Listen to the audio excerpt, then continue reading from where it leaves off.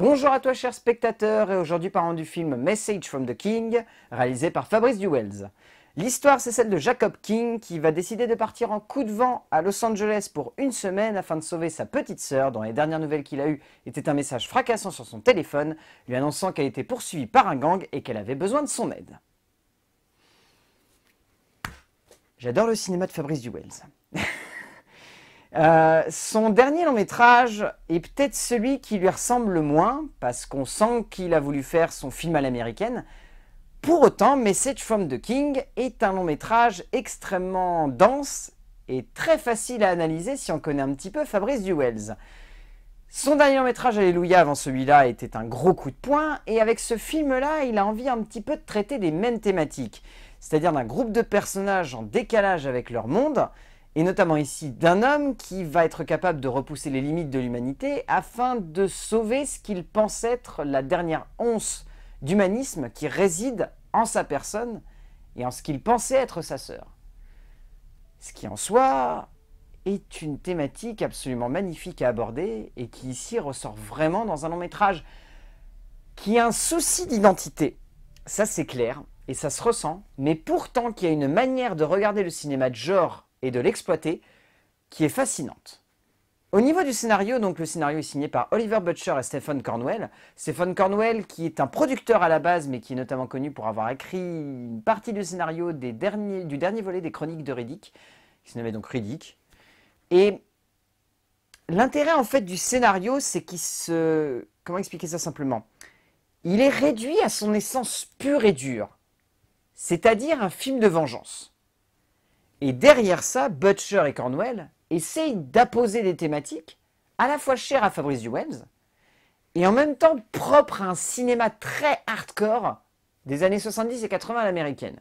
On n'est pas loin d'être sur du slasher, mais où le personnage de tueur serait l'élément central d'accroche et d'empathie du spectateur.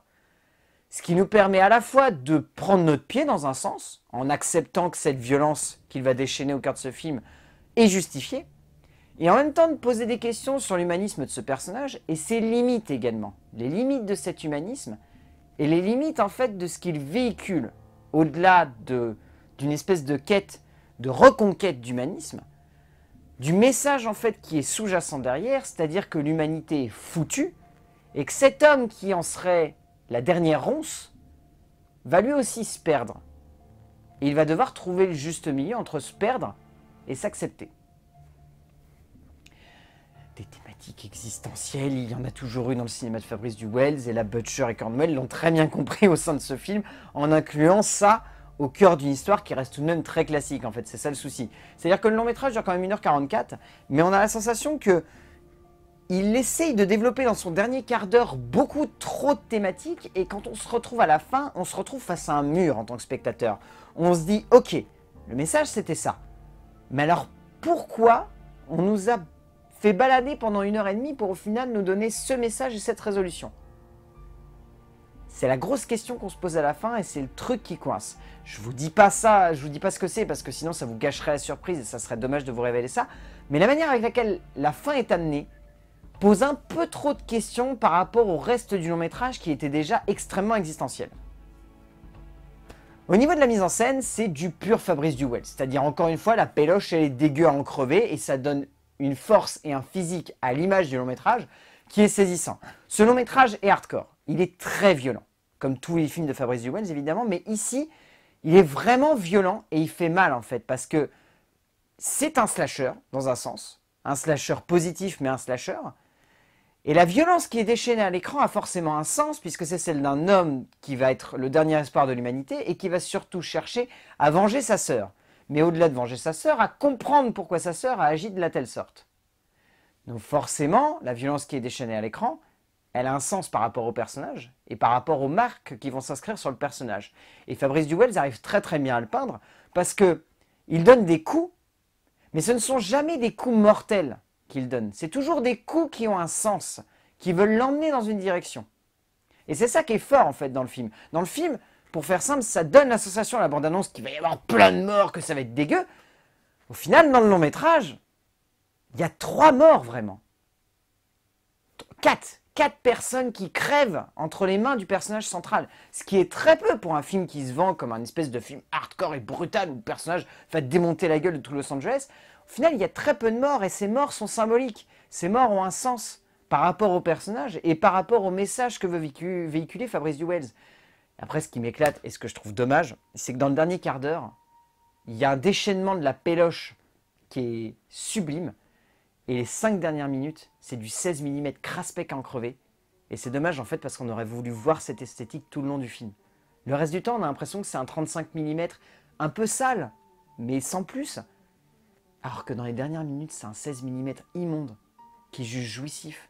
Et qui aurait tellement apporté plus de punch aux premières séquences. Enfin, c'est juste dommage parce que ce mec-là est fan de péloche. Vraiment de péloche crade, de péloche sale, de péloche qui donne de l'humanisme à ses personnages et qui donne de la profondeur à leur violence. Et ceux qui ont vu Alléluia le savent. Et dans ces 5 dernières minutes, on sent qu'il y a ce message-là, mais on aurait aimé le voir sur tout le film en fait. Au niveau du casting, il y a un très bon casting. Le casting est vraiment excellent. Au niveau des rôles secondaires, on retient surtout forcément Luke Evans et Teresa Palmer. Même si Alfred Molina a un rôle assez croustillant et assez bien amené, mais Luke Evans est vraiment bon. Et Teresa Palmer, elle est sublime dans ce film, elle apporte une poésie à son personnage qui est absolument saisissant. Cette actrice, quand elle est bien dirigée, elle sait vraiment interpréter des rôles avec une douceur, avec une tendresse absolument saisissante. Mais Chadwick Boseman, waouh! Ce film, c'est la confirmation, ce mec-là, il est exceptionnel. Vraiment, il est fantastique dans ce long métrage. Get On Up à côté, c'était vraiment rien, tellement là dans ce film, il se donne à fond. Et il est déchaîné tellement il est bon. C'est dingue. Et au final, Message from the King, c'est pas le meilleur long métrage de Fabrice Duwels, mais pourtant ça reste un de ses films les plus aboutis, les plus intelligents, les plus forts dans son impact sur le spectateur. Et clairement, il se classe en haut de la filmographie du cinéaste, même si c'est pas son meilleur. Mais si vous avez l'occasion de voir Message from the King de Fabrice Duwels, vraiment allez-y. Parce que malheureusement, dans la salle où j'étais, on était 3. Et ça me fait peur que le film tienne pas longtemps en salle. A plus.